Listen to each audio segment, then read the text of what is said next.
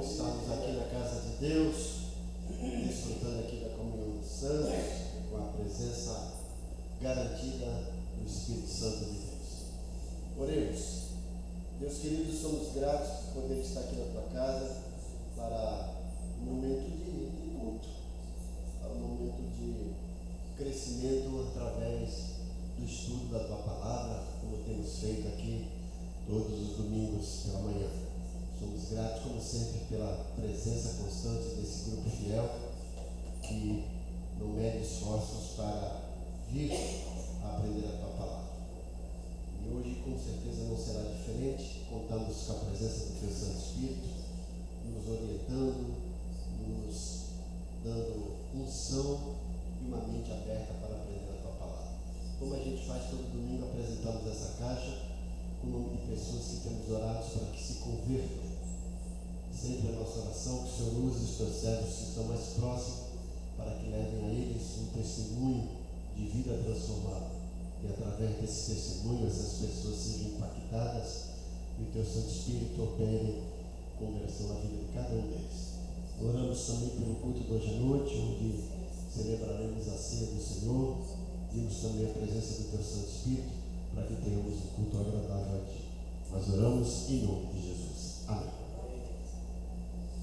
Nós estamos aí na nossa página 46 da nossa apostila, não é isso? Onde Paulo vai responder perguntas que os membros da igreja de Corinto fizeram, e especificamente aqui nesse bloco, do capítulo 7, a respeito do casamento. Casar ou não casar? Por que casar? Por que não casar? Quais as implicações, quais as vantagens, quais as desvantagens do casado e do solteiro, né? E nós falamos que Paulo nos dá a opção, e ele fala que isso é coisa dele, né? Não fala que realmente é um mandamento do Senhor. Ele fala que isso é uma opção minha, uma orientação minha, né? Ele diz que a gente pode optar tanto para o casamento quanto para o celibato, ou seja, viver uma vida de solteiro, certo? Agora, entre um e outro, nós devemos evitar dois pecados. O libertinismo, pode tudo, né? E também o ascetismo, não pode nada, tem que ficar livre, tem que mortificar os desejos sexuais. E não é isso. Paulo orienta a respeito não só da melhor opção, mas com as implicações das duas opções. Nós lembramos a semana passada, ele fala que o casamento não é obrigatório, mas também o celibato não é obrigatório. E depois ele vai falar sobre as opções para quem faz uma opção para o casamento. Está nos versículos 3 a 6, a gente trabalhou isso a semana passada, né? Quando nós falamos, tinha muito pano da manga. Paulo mostra aqui que nos versículos 3 a 6, que quem faz opção pelo casamento deve promover satisfação sexual um ao outro, né? Cada um tem os seus desejos, mas também os seus deveres e direitos nesse relacionamento conjugal. Ele fala isso no versículo 3. Depois ele fala também conscientizar-se da subordinação e possessão mútua, né? Então, quando há o casamento, Paulo deixa bem claro, a mulher está lá para satisfazer os desejos sexuais do marido, o marido está lá para satisfazer os desejos sexuais da esposa, certo? Mas não pode haver nisso domínio, eu sou dono, eu que mando, não. Tá? E aí também ele fala que outro perigo é evitar a privação mútua.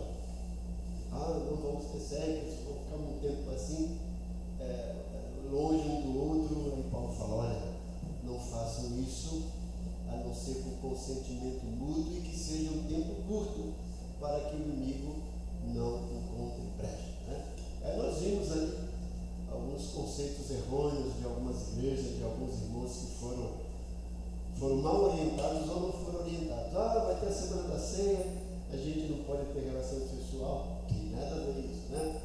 Então, cuidado com isso.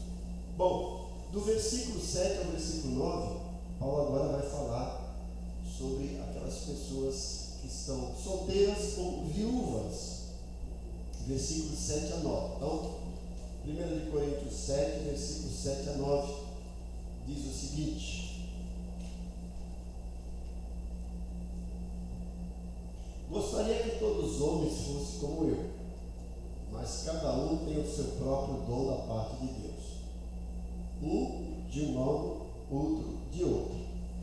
Digo, porém, aos solteiros e às viúvas: é bom que permaneçam como eu, mas se não conseguirem controlar-se, devem casar-se, pois é melhor casar do que ficar ardendo de desejo. Então, esses são os conselhos que Paulo dá para aqueles que fazem opção por permanecer solteiro e aqueles que são viúvos e estão aí, caso de novo no caso, e Paulo dá aqui as suas orientações. E quais são as orientações? Paulo dá a opção dele.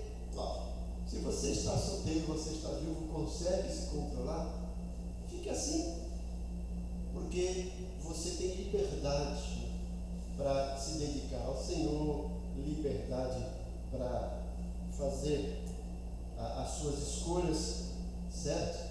Veja bem, quem casa, às vezes o marido gosta de passear, gosta de fazer as coisas, mas se ele casou, ele tem obrigação para com a mulher. Então, às vezes, ele vai ter que abrir mão dos seus desejos, das suas opções de liberdade, para se manter ali no companheirismo com a sua esposa. A própria mulher gosta de sair com as amigas, gosta de passear.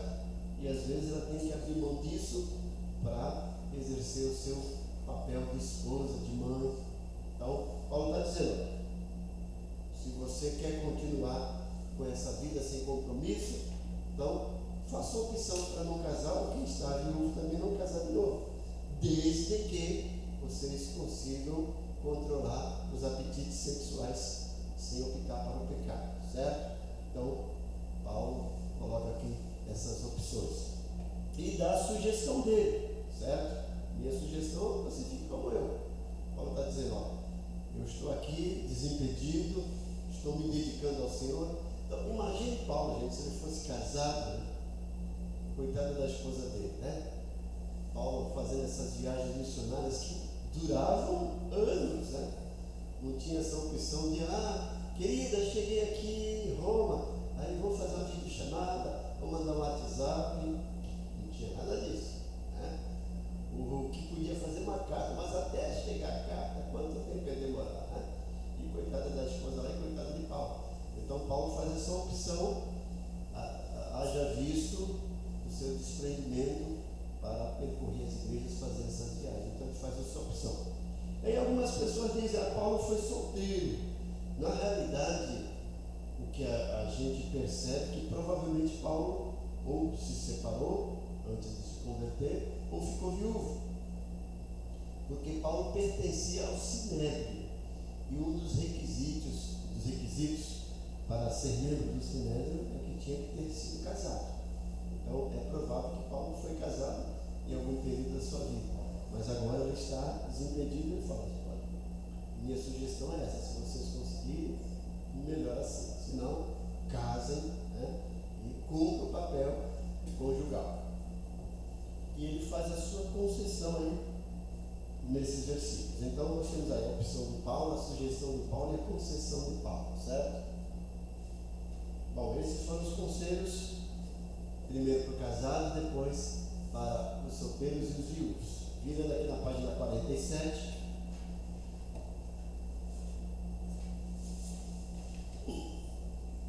Aqui mais uma vez Paulo deixa claro que o celibato é a melhor opção. Ele chega até a mostrar a sua própria escolha para o celibato.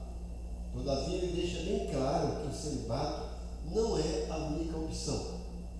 Adverte também que nem todos estão aptos ao celibato. É uma opção que deve ser feita com a orientação de Deus, quando ele fala: cada um tem de Deus o seu próprio dom. Tá? Busca a orientação de Deus, né? E faça a sua melhor opção. A seguir, ele adverte ainda sobre o perigo de alguém optar pelo celibato e viver uma luta prolongada e dolorosa com desejos sexuais intensificados e que não podem ser satisfeitos de forma legítima. Ele fala: então, os desejos estão aí perdendo sua cabeça, case, acabou. E acabou o problema. Né? É melhor, ele fala, melhor você viver a sua vida casada do que ficar aí ardendo nos desejos sexuais que não podem ser preenchidos de uma forma lícita, certo? Paulo deixa bem claro, a Bíblia deixa bem claro. Todo e qualquer relacionamento sexual fora do casamento é pecado, é abominável diante de Deus. Bom, agora no versículo 9 e versículo 10, Paulo volta aqui a dar mandamento aos casados. Paulo deixa bem claro aqui que seu ensino é mandamento do Senhor agora, e não apenas conselhos próprios. Encontramos aqui o parecer de Paulo acerca do divórcio. De acordo com o contexto em questão, parece-nos que o motivo de divórcio aqui não é por adultério, e sim por uma opção ao celibato. Paulo proíbe, com base em qualquer motivo, incluindo o desejo de entrar na vida do celibato, o que provavelmente era a causa que levava algumas mulheres cristãs de Corinto a desejar e abandonar seus maridos, os quais não queriam concordar com elas acerca de uma multa de abstinência sexual. É evidente que as mulheres cristãs, mais do que os homens cristãos, se deixavam impressionar pelos argumentos dos ascetas, visto que elas já tinham impulsos sexuais mais fracos. É quase certo que isso era motivo de dissensão em vários lares cristãos em Corinto. Vou terminar esse parágrafo e explicar aqui o que é a seta, tá? Não é a seta do inimigo, não é as seta que vem de assentido, né? É quase certo que isso era motivo de dissensão em vários lares cristãos em Corinto. Isso, por sua vez, provocava separações e divórcios. E tudo supostamente a fim de seguir algum princípio religioso mais elevado. Mas Paulo lembra aqui que o Senhor Jesus proibiu o divórcio em termos gerais que se aplicaram a todos os casos. Bom, então Paulo está lidando aqui provavelmente o que estava acontecendo, especificamente com as mulheres cristãs de Corinto. Se converteram, os maridos não eram cristãos e os maridos tinham seus desejos sexuais, às vezes até um tanto quanto meio que libertino, e elas, achando que agora eram cristãs, não poderiam satisfazer esse desejo. E ao mesmo tempo, sendo influenciada por um grupo de religiosos que diziam que o ascetismo, ou seja, a abstinência sexual é a melhor coisa a fazer, né? Porque os apetites sexuais são pecados. E isso não era verdade. Então essas mulheres influenciadas por isso queriam abandonar os seus maridos. Paulo fala, olha, não façam isso. Deus abomina o divórcio, certo? Então vamos ler aqui o versículo 7, na realidade 9 e 10, né? Capítulo 7, versículo 9 e 10. Diz o seguinte: mas se não conseguem controlar-se, devem casar-se, pois é melhor casar do que ficar ardendo em desejo. Aos casados dou esse mandamento, não eu, mas o Senhor, está falando.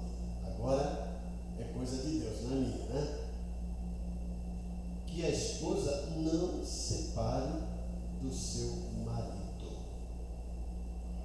né? Não separe. Depois ele vai falar que vamos já ler o 11 também em diante. Mas se o fizer, que permaneça sem se casar, ou então reconcilie-se com seu marido, e o marido não se divorcie da sua mulher, certo? Então Paulo está dizendo que não se divorcie, né? Mas se você se divorciou, então Paulo fala, então fique livre e não case de novo. Marido, da mesma forma, não divorcie da sua esposa, certo? Então agora ele vai dar conselhos sobre casamentos mistos. O que é o casamento misto, né? Bom, primeiramente nós temos que entender que Deus abomina, Deus não orienta os seus filhos a contraírem casamento misto. Naquela época, o que era casamento misto, né? O povo de Deus casando com outro povo. E hoje seria um cristão mantendo relação com quem não é cristão. Deus não sugere, Deus não gosta disso, certo? Mas, e aí?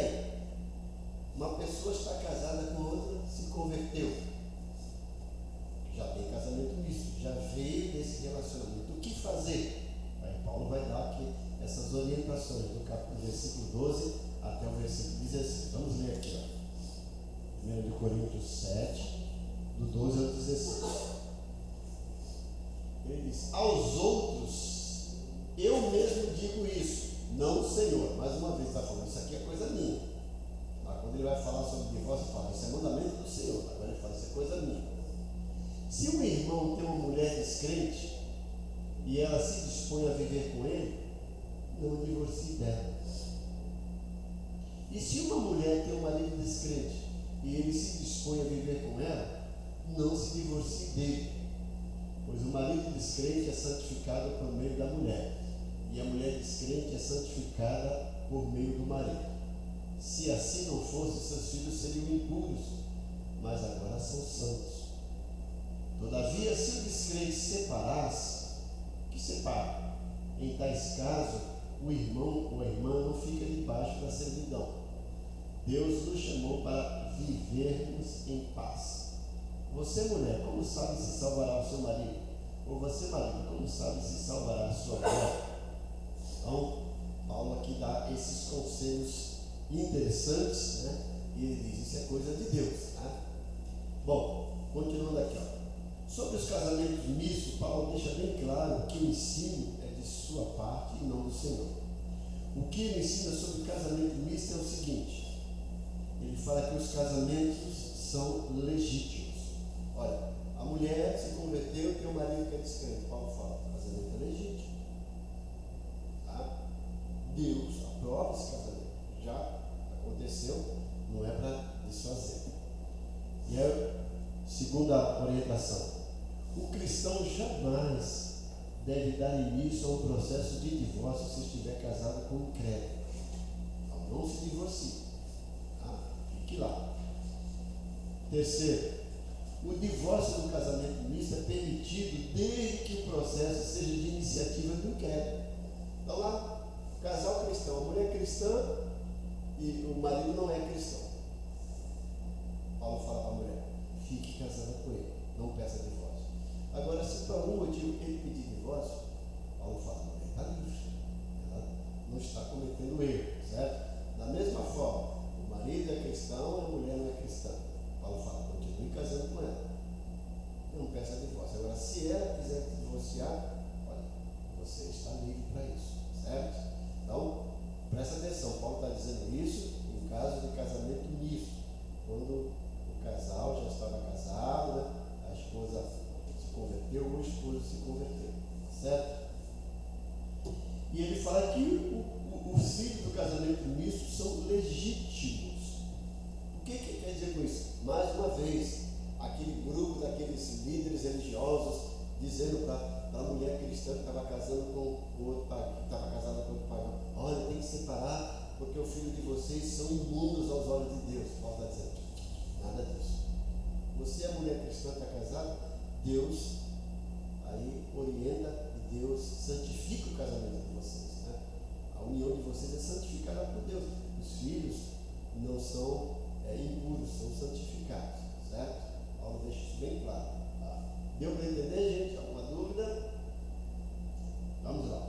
Agora Paulo vai dar conselhos gerais do versículo 17 até o versículo 24. Antes, porém, vamos saborear a boca de vocês com as balinhas, e vocês também podem ofertar. Vocês que estão nos assistindo, se quiser também abençoar o Ministério da Igreja Batista Ebenezer com a sua oferta, você pode fazer através de depósito, transferência ou Pix bancário. A nossa igreja tem conta no Banco Bradesco, agência 0045, conta corrente 92746, dígito 5. E o Pix é o CNPJ da igreja, 44288-645-0001-47. Não esqueça de mandar o comprovante para a gente passar para o tesoureiro e depois para a nossa contadora, certo? Então, agora no versículo 17 ao versículo 24, Paulo dá aqui os conselhos gerais a respeito aí de relacionamento. Olha o que ele diz, versículos 17 ao 24.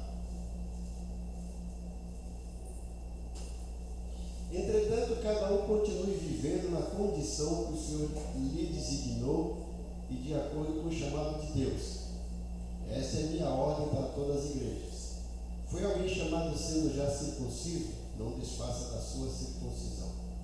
Foi alguém chamado sendo incircunciso? Não se circuncide.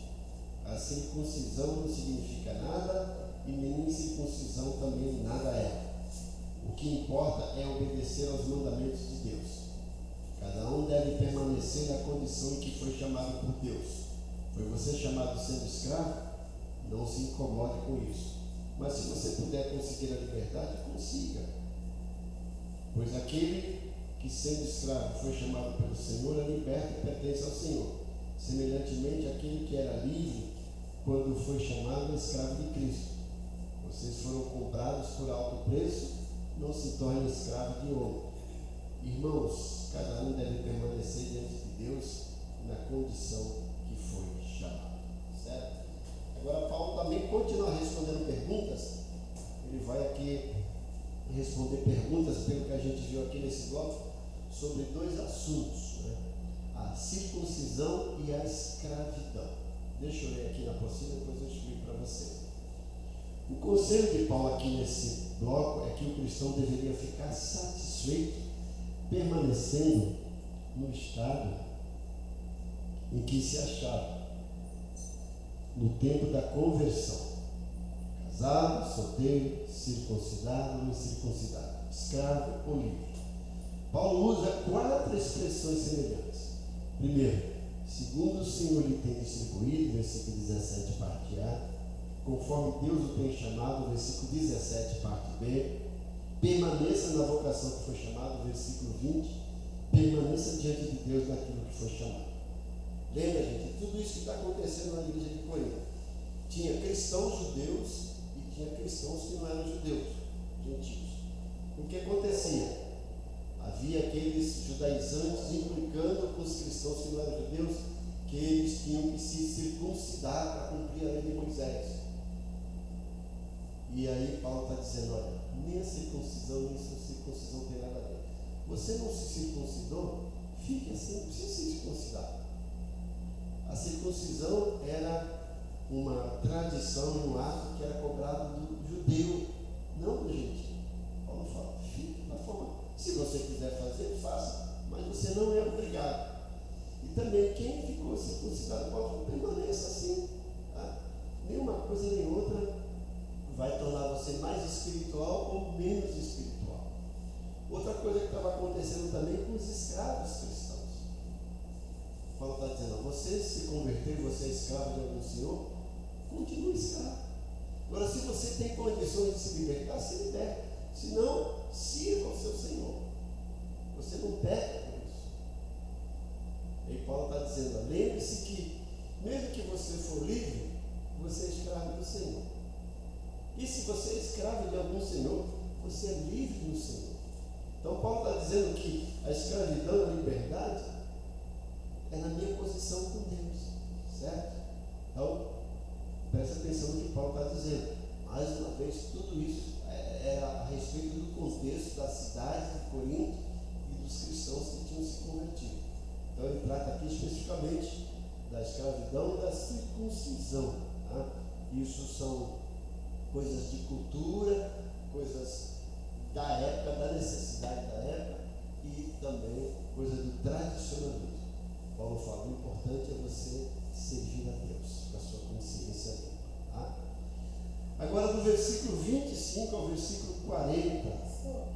Oi. Essa tradição continua até os dias de hoje, né? Dos judeus, sim. Dos judeus, a circuncisão. A circuncisão, todo mundo sabe o que é circuncisão? Ninguém tem dúvida? O Augusto sabe o que é? Circuncisão? É a criança que tem que fazer aquela operaçãozinha, né? Tem uma operaçãozinha? Sim. E que operaçãozinha? Essa da garganta? Tirar amido? O biquinho dele lá, né? Isso, né? Chama, fala de cortar aquela pelezinha do pulso, né?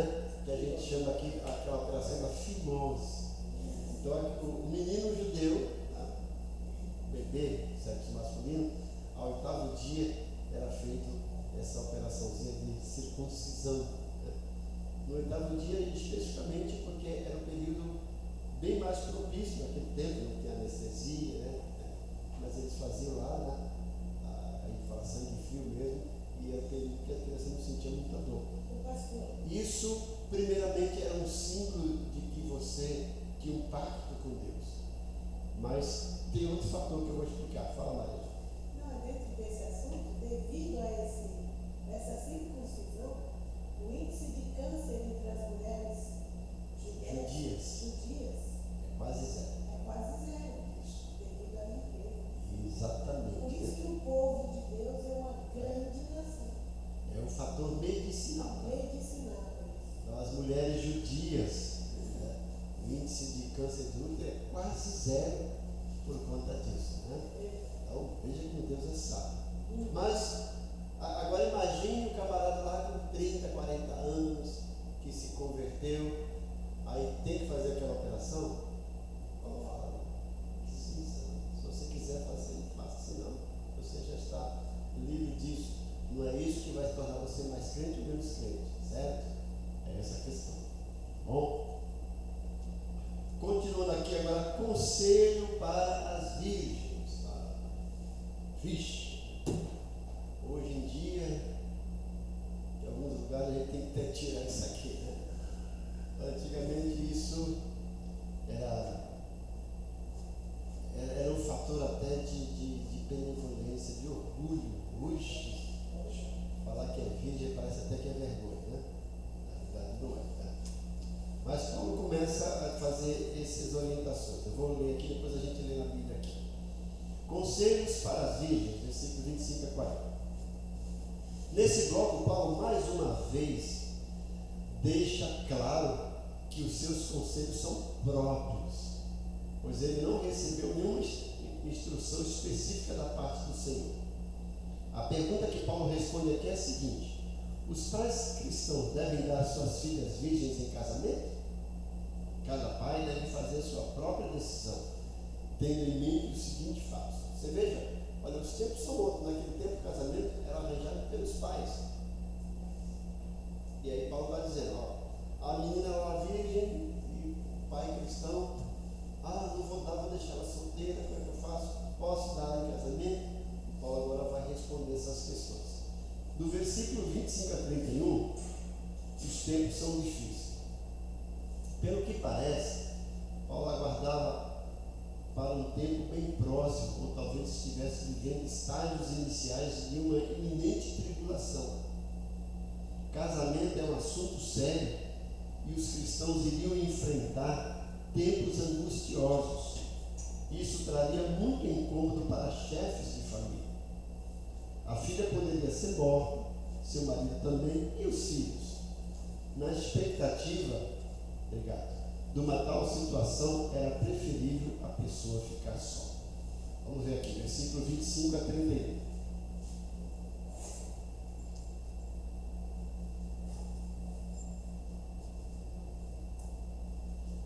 Quantas pessoas virgens não têm o mandamento do Senhor? Mas dou meu parecer como alguém que, pela misericórdia de Deus, é digno de confiança.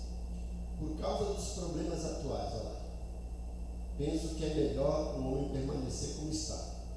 Você está casado? Não procure separar. Se está solteiro? Não procure esposa. Mas se vier a casar, não comete pecado.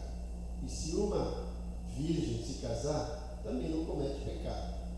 Mas aqueles que se casarem enfrentarão muitas dificuldades na vida, e eu gostaria de poupá-los disso. O que quero dizer é que o tempo é curto. De agora em diante, aqueles que têm esposa vivam como se não tivessem, aqueles que choram como se não chorassem, os que estão felizes como se não estivessem, os que compram algo como que nada possuem, os que usam as coisas do mundo como se não a usassem, porque a forma presente desse mundo está passando. Então, a ideia aqui que Paulo tinha sido orientado por Deus, tinha alguma perspectiva de que viria uma grande perseguição, uma grande tribulação. E ele está dizendo, olha, por causa disso, os tempos são difíceis. Se você consegue ficar solteiro, filho, você que é pai que tem a sua filha virgem, deixar ela com você para cuidar dela, para sustentá-la. Não dê em casamento, porque vai ser difícil. Depois para ela casar, o marido, os filhos, tudo pode morrer. Mas se não, entregue ela para casamento. Isso não é errado, né? Deus dá liberdade para isso. Mais uma vez, gente, né? Paulo não está aqui criando uma doutrina. Ele está dando orientações de acordo com a situação atual. Tá? Então, imagine aí o que acontecia, gente. Todo pai queria que a sua filha se casasse. Por quê, gente? Na concepção judaica, presta atenção, as filhas, as mulheres, né? Os filhos do sexo feminino, geravam despesa para os pais. Por isso que o judeu preferia ter filho do sexo masculino. Vocês têm uma ideia como o tempo era difícil naquela época. Um judeu, ele orava dizendo assim: graça te dou, Senhor, por ter nascido judeu e por ter nascido homem e não mulher. Olha a oração que eles faziam. Porque o pai, o Israel, vivia da agricultura e pecuária, né? Então, o pai queria ter um filho homem para ir trabalhar no campo com ele, para ir cuidar do gado. E as meninas ficavam em casa com as mães, cuidando da casa. E para eles, o menino trazia fonte de lucro de renda. A menina não era despesa, né? Imagine o pai, imagine hoje, né? As meninas que não trabalham. Para o pai ter que gastar dinheiro com roupa de mulher sempre mais cara que o homem, né? Maquiagem, cabeleireiro, tudo isso, absorvente. Então, e os pais queriam que assim que as filhas já estivessem prontas, arrumar um casamento, né? Porque ele, além de ficar livre das despesas, eles ganharam dote. Porque quando era um casamento naquela época, o pai exigia um dote do futuro pretendente, né? É como se o pai calculasse mais ou menos o seguinte: ó, ela está comigo há 20 anos, ó, quanto que eu já gastei com absorvente, com batom, com esmalte, com cabeleireiro, com roupa.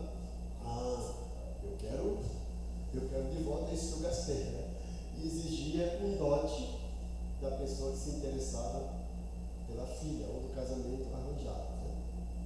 Então Paulo está dizendo assim para os pais: olha, eu sei que tempos são difíceis, se você consegue manter ainda a sua filha, mantenha ela, case ela, porque a situação vai piorar.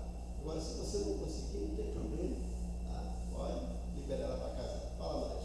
No fundo, ele vendia a filha dele, né, pastor? De certa A forma, mulher, ela é perseguida desde sempre. Eu sempre tive essa concepção na minha mente, agora eu estou pondo para fora. A mulher era vendida, como é ainda hoje, na Índia, lá mesmo, eles têm que ter dote. É um certo. Às vezes a gente pensa que é um pouco absurdo, mas em alguns lugares né? Mas, como eu falei, havia a questão da cultura e essa questão também das finanças, de tudo que os pais queriam, né? E os casamentos, como eu disse, os casamentos eram arranjados, não só para as meninas, para os meninos também, certo? Os pais os amigos, quando nasceu, olha, esse aqui vai casar com a sua filha, né? Tá? Então, geralmente, eles não tinham a opção de escolher o seu pai. O pai era escolhido pelos pais, certo? E especificamente as meninas, porque traziam um certo retorno para aquilo que o pai achava que tinha gastado com ela, certo? Por isso, pastor, que eu admiro as mulheres lá de trás, dos anos lá atrás, que começaram a brigar e conseguiram a sua vitória. O próprio Jesus, né? Ele valorizou. Eu sei que a Maria José conseguiu a vitória dela. A vitória dela tem casa até hoje, né? Tem duas vitórias. Ela tem a vitória Deus da princesinha, né? Então Jesus já fez isso, tratando as mulheres de maneira diferente, né? E os tempos foram passando, graças a Deus por isso, né? E tem que lembrar que Deus criou homem e mulher, dois lá no paraíso, os dois foram criados por Deus, nenhum é menor que o outro, né? Estão em pé de igualdade aí. Mas é isso que Paulo está falando aí para as filhas aí do casal, né? E se dirigindo principalmente aos pais que têm as filhas virgens, né? Ok? Então, mais uma vez, hoje em dia, a gente não usaria, se você tem filha virgem, você tem filha, né? Porque esse termo hoje, embora a Bíblia leve a sério isso, as pessoas hoje em dia, né? Bom, outras orientações aqui do versículo 32 a 35, vamos ler nossa Bíblia. Gostaria de vê-los livres de preocupações. O homem que não é casado preocupa-se com as coisas do Senhor, em como agradar ao Senhor. Mas o homem casado preocupa-se com as coisas desse mundo, em como agradar a sua mulher. Está dividido. Tanto a mulher não casada como a virgem preocupam-se com as coisas do Senhor.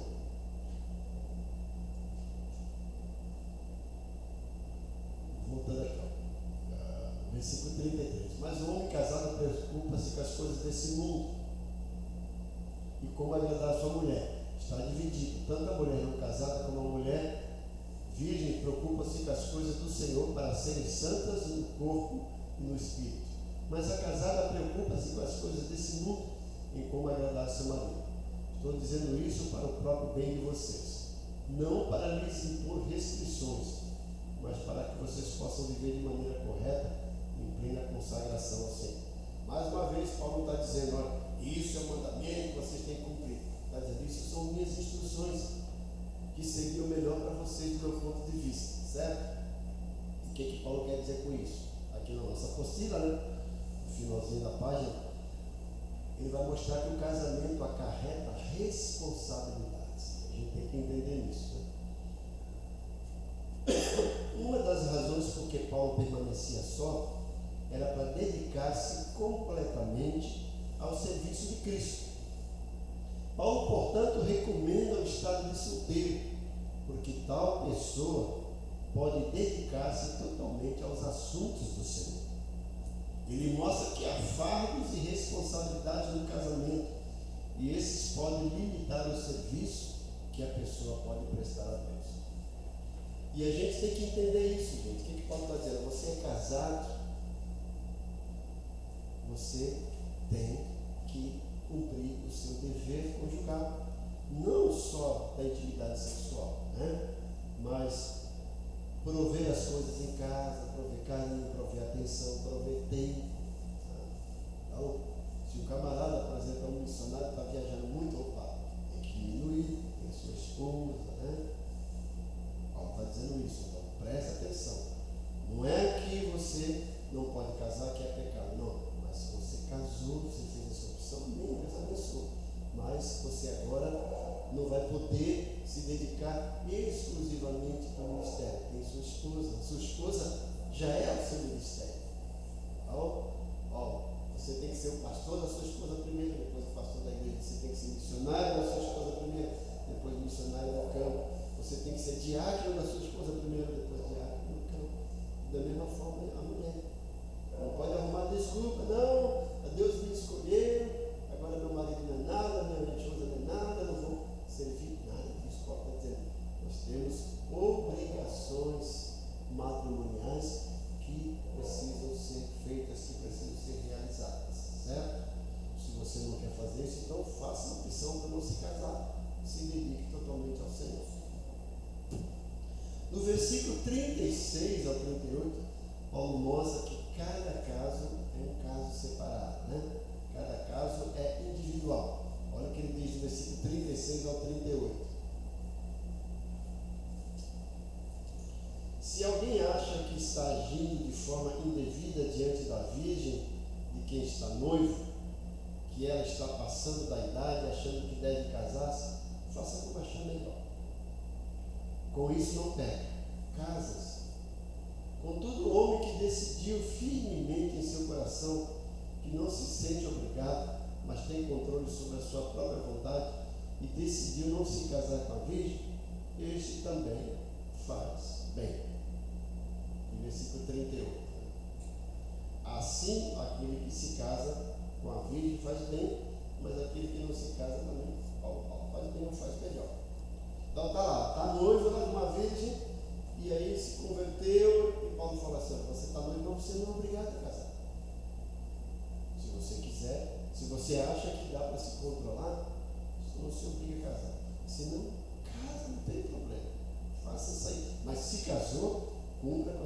obrigação de marido para com a sua esposa, certo?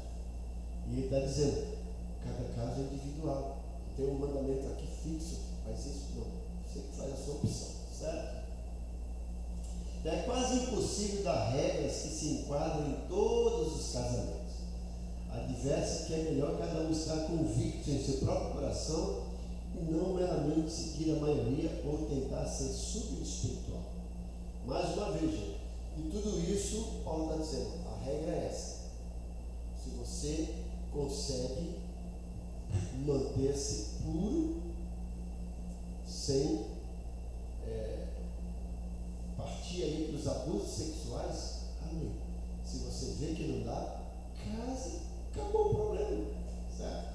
Mas lembre que casado, você não pode, agora não, vou ficar aqui, vou fazer uma viagem missionária de um ano, vou deixar minha esposa sozinha. Paulo fala, opa, não faça isso.